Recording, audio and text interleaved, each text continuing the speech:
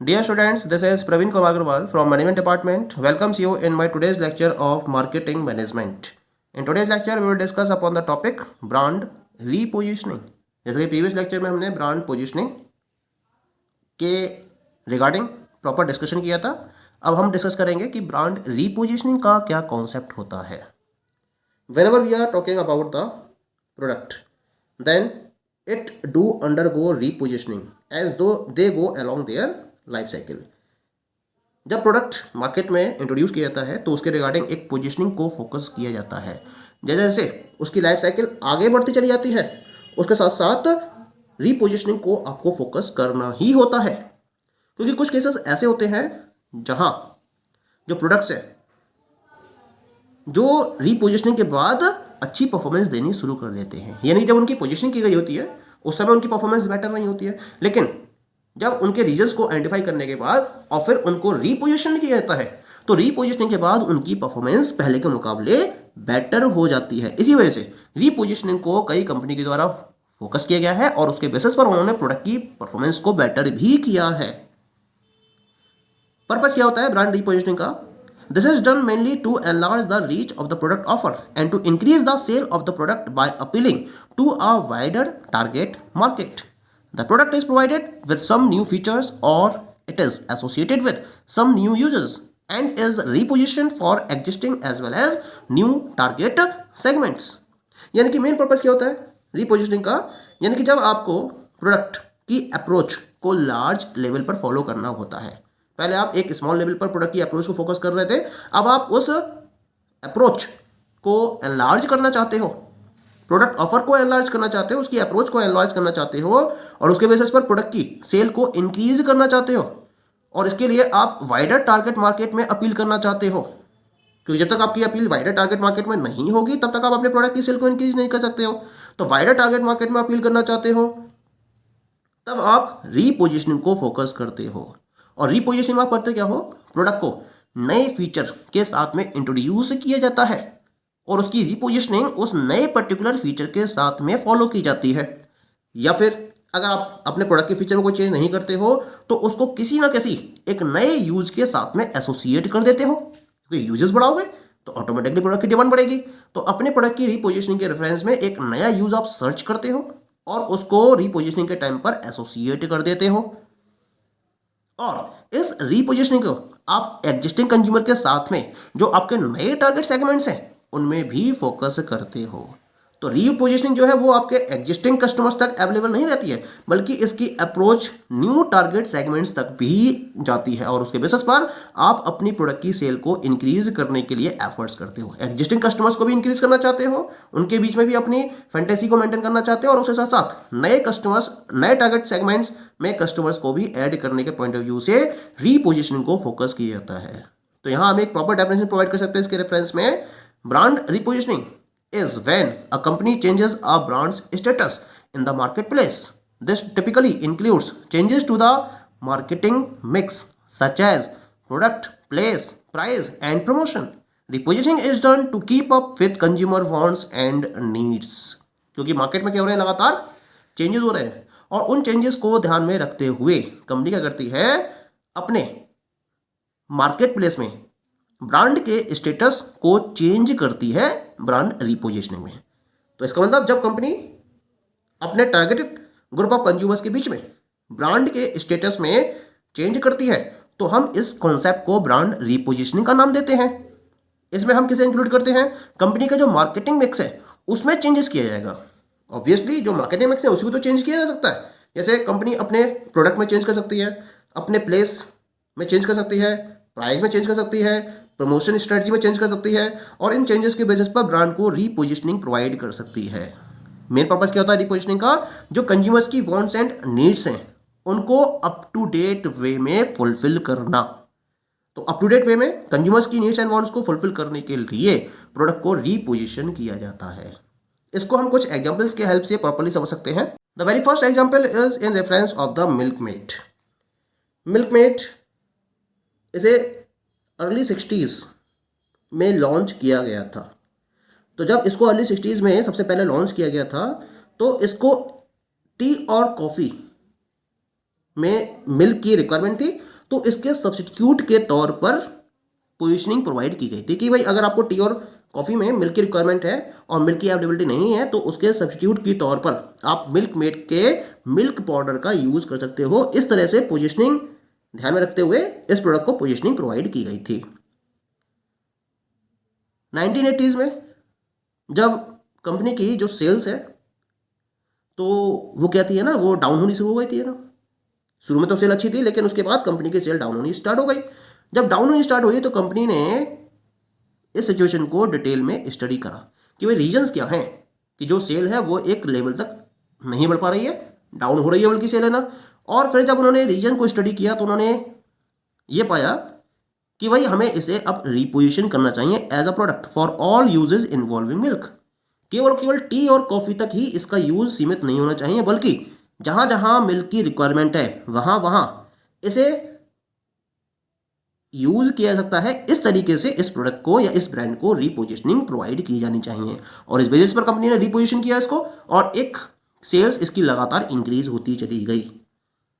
ठीक है, तो इन्होंने इसके यूजेस को बढ़ा दिया और इसके यूजेस को बढ़ाते हुए इसको रिपोजिशनिंग प्रोवाइड करी जिसके बेसिस पर कंपनी इसकी सेल को इंक्रीज करने में कामयाब हो पाई थी। सेकंड एग्जांपल लेके चलते हैं हम। It is in relation of the Titan Tanishq. सबने सुना होगा टाइटन तनिष्क का नाम। It is a very famous brand of Tata. बहुत बड़ा ब्रांड है ये टाटा का, टाइटन तनिष्क के नाम से, जो ज्वेलरी में डील करता है। कंपनी ने जब इस पर्टिकुलर ब्रांड को मार्केट में लॉन्च किया था तो इसने जो टॉप 1% अर्बन इंडियन पॉपुलेशन है उसको टारगेट करते हुए इस ब्रांड को पोजीशनिंग की थी। और टारगेट क्या था इसका? केवल और केवल जो टॉप अर्बन इंडियन पॉपुलेशन है वो इसका टारगेट था। और वो क्वांटिटी में कितनी थी? टोटल पॉपुलेशन की केवल 1%। जो डिजाइन इसमें फॉलो किए गए थे वो वेस्टर्न पैटर्न पर फोकस किए गए थे। हाई लेवल के एक्सक्लूसिव शोरूम्स को ओपन किया गया, बहुत ज़्यादा खर्चा किया गया इन एक्सक्लूसिव शोरूम्स पर और हर सिटी में एक ही पैटर्न पर इन शोरूम्स को ओपन किया गया था जो बहुत ही ग्लैमरस पैटर्न के साथ में सेट किए गए थे। और इनकी एडवर्टाइजिंग को भी बहुत सोफिस्टिकेटेड वे में फॉलो किया गया था। और जो एडवर्टाइजिंग की गई थी उसमें ये दिखाया गया था कि केवल ये जो प्रोडक्ट्स हैं वो केवल जो टॉप अर्बन इंडियन पॉपुलेशन है उसके पॉइंट ऑफ व्यू से अवेलेबल कराए गए हैं। ठीक, अब इसके बाद जो रिजल्ट निकल कर आया उसके अकॉर्डिंग जो इसकी पोजीशनिंग थी जिसको अर्बन इंडियन पॉपुलेशन को पॉइंट ऑफ व्यू से फोकस किया गया था वो एक्सपेक्टेड सेल्स वॉल्यूम को जनरेट करने में फेल हो गई। यानी कि इस पोजीशनिंग के बेसिस पर कंपनी प्रॉपरली सेल्स वॉल्यूम को जनरेट नहीं कर पाई क्योंकि इसने क्या करा था? 18 कैरेट ज्वेलरी के साथ में अपने प्रोडक्ट्स को मार्केट में अवेलेबल कराया था। और 18 कैरेट ज्वेलरी के साथ में जो प्रोडक्ट्स थे उनको इन अर्बन इंडियन पॉपुलेशन के द्वारा बिल्कुल नकार दिया गया था। इसी वजह से ये इस पोजीशनिंग के बेसिस पर फेलियर को गेन करा कंपनी ने। क्या करा इसके बाद कंपनी ने अपने प्रोडक्ट के एट्रीब्यूट्स में चेंज किया क्योंकि फेल हो गई थी कंपनी, उसकी सेल्स जनरेट नहीं हो रही थी जितनी उसने सोची थी। तो इसी वजह से इसने अपनी रिपोजिशनिंग करी और रिपोजिशनिंग करने से पहले इसने अपने प्रोडक्ट के एट्रीब्यूट्स में प्रॉपर्ली चेंज किए। और चेंज करने के लिए क्या करा इसने? 22 कैरेट ज्वेलरी के साथ में एक नए कलेक्शन को इंट्रोड्यूस किया और डिजाइन इंडियन पैटर्न पर फोकस किए गए थे। तो वेस्टर्न पैटर्न पर डिजाइन को फोकस नहीं किया गया। 18 कैरेट ज्वेलरी थी उसको भी पसंद नहीं किया गया। इसी वजह से 18 कैरेट के साथ में क्या करा इसने? 18 कैरेट के अलावा 22 कैरेट ज्वेलरी का एक नया कलेक्शन इंट्रोड्यूस किया और इसमें जो डिजाइन्स थे वो इंडियन पैटर्न पर थे।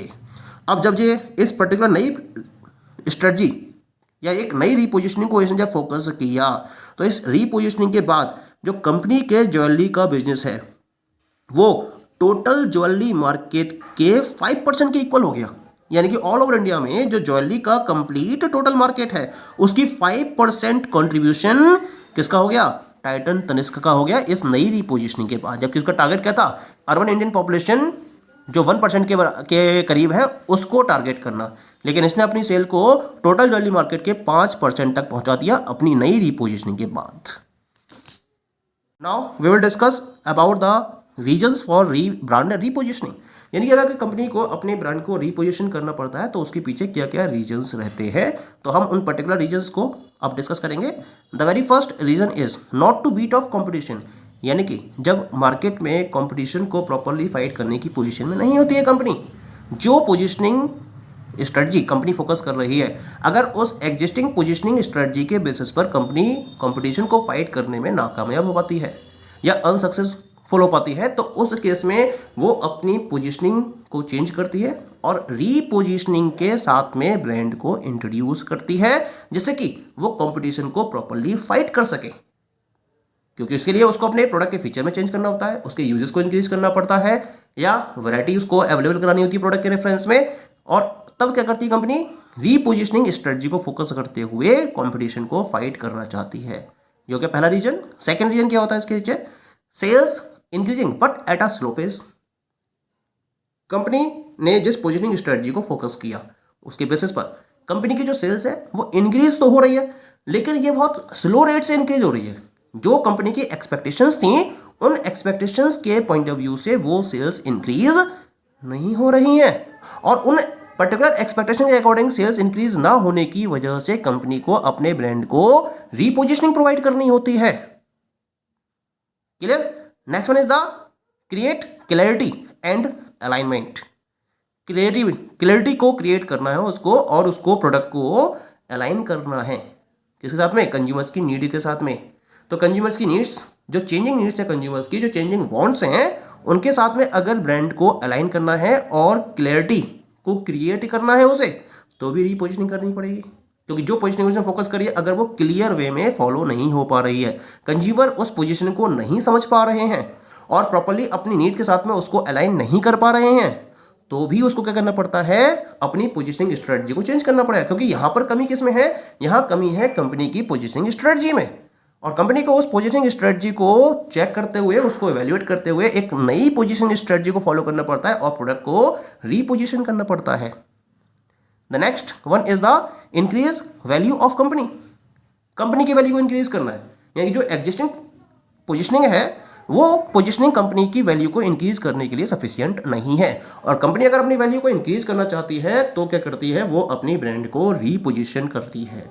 And the last one is the bringing in new customers. आपको अगर नए ग्रुप ऑफ कस्टमर्स को ऐड करना है, नए टारगेटेड ग्रुप ऑफ कस्टमर्स को ऐड करना है, तो उसके लिए आपको ब्रांड को रीपोजिशन करना ही होगा। जब तक आप ब्रांड की रीपोजिशनिंग नहीं करोगे तब तक आप एग्जिस्टिंग कस्टमर्स में ही टिके रहोगे। जो नए ग्रुप ऑफ कस्टमर्स हैं या जो नए टारगेट ग्रुप ऑफ कस्टमर्स हैं उनको आप अपने ब्रांड में ऐड नहीं कर पाओगे।